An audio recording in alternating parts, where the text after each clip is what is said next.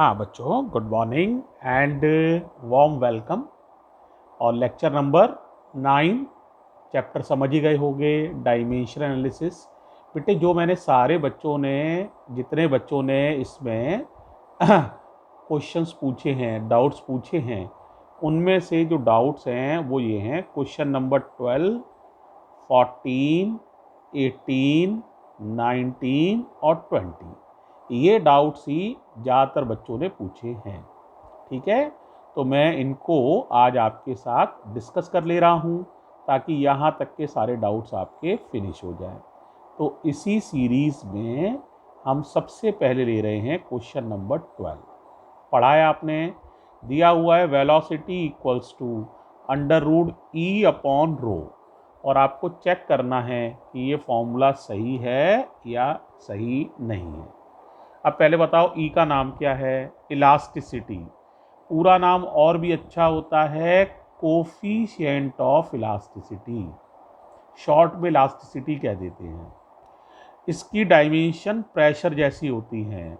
अब प्रेशर की डायमेंशन बताओ क्या होती है?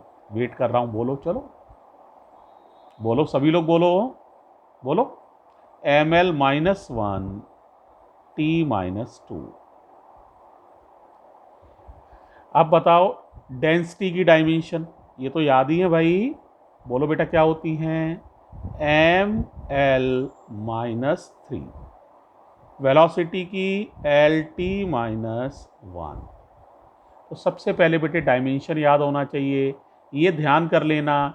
इलास्टिसिटी प्रेशर जैसी होती है, तो इलास्टिसिटी की डायमेंशन प्रेशर वाली होती है। प्रेशर के बहुत सारे नाम में लिखे थे, है ना?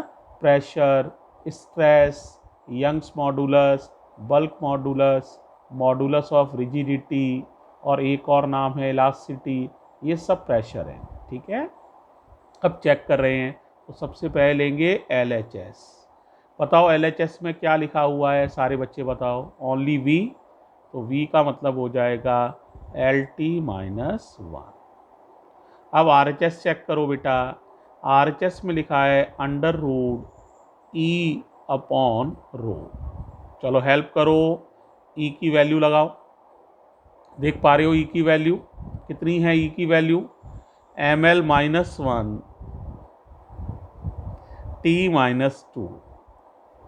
रो की बताओ, रो की देख पा रहे हो, ये लिखी हुई है ml-3।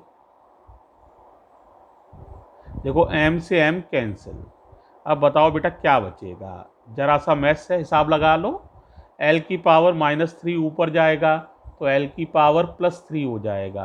3 में से ये वाला 1 सब्ट्रैक्ट हो जाएगा, तो l की पावर +3 और ये -1, ये ऐसे ही लिखा रहेगा, तो t की पावर -2। तो ये हो जाएगा प्यारे बच्चों L² T-2। अब अंडर रूट तो आप लोग ले ही लोगे, बताओ क्या अंडर रूट हो जाएगा इसका? सारे बच्चे बोलो। L² का अंडर रूट L, T की पावर -2 का अंडर रूट T की पावर -1। ये आ गया बेटा RHS। अब केयरफुली देखो, ये LHS है, देख पा रहे हो, ये RHS है, देख पा रहे हो। सेम है या नहीं है? आंसर ये तो सेम है, तो LHS equals to RHS, hence the given formula is correct.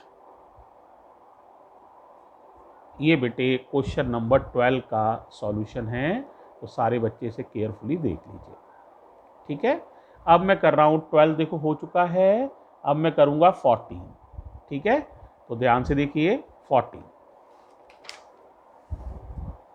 देखो क्वेश्चन दिखा, पहले ये देखो, सवाल दिख रहा है सभी लोग को, केयरफुली देखो। हाँ, तो देखो लिखा हुआ है T=K अंडर रूट रो R³ अपॉन S।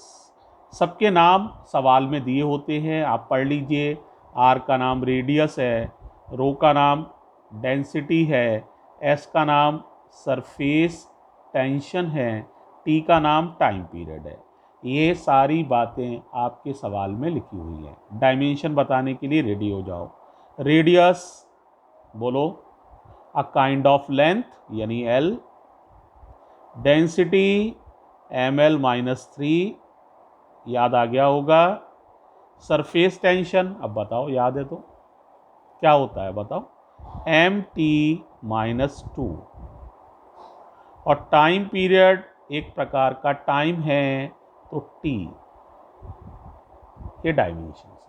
अब चेक कर रहे हैं, सॉल्यूशन लिखना शुरू किया। सबसे पहले चेक किया LHS। LHS में क्या लिखा हुआ है T, तो T का डायमेंशन हो जाएगा बड़ा वाला T, यहाँ से देख लिया है तो ठीक है। अब बताओ RHS चेक कर रहे हैं। RHS में लिखा है K अंडर रूट रो R क्यूब अपॉन S। के डायमेंशन लेस है, कांस्टेंट है, इसकी कोई डायमेंशन नहीं है।